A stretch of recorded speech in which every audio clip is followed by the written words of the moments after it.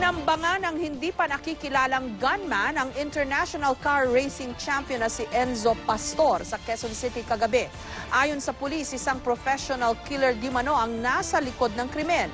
Inaalam na rin kung may kinalaman sa pangangarera ni Pastor ang insidente. May report si Emil Sumangi.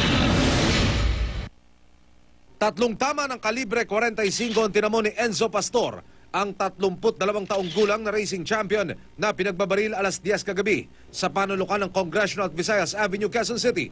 Sabi ng QCPD, professional killer ang tumira kay Enzo. Talagang gunman yan. Bakit po?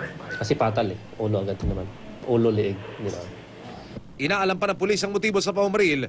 Sabi ng kaibigan na sumugod sa ospital kagabi, si Enzo raw nagbabiyahe ng kanyang mga gagamiting sasakyan sa isang karera sa Clark sa Hulyo. Nakahinto sa stoplight ang minamanehong truck ni Pastor, sakay ang kanyang race car na mangyari ang paumaril. Bumaba sila para i-check yung NASCAR, and then pagbaba niya, ang narinig na lang ng drivers, pinagbabaril na siya. 4 yung ito-transport nila. So ito, pangalawa, stoplight sa Congre Visayas, doon naka-chance yung tandem. Matapos ang paumaril, kaswal naman umangkas sa isang single type na motorsiklo ang suspect at sumibat.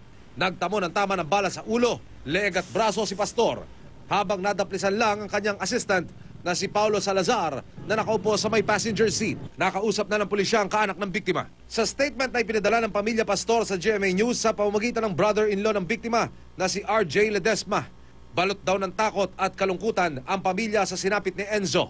Malaking kawalan daw si Enzo di lamang sa kanilang pamilya kundi sa buong Pilipinas na naghatid ng karangalan sa larangan ng car racing.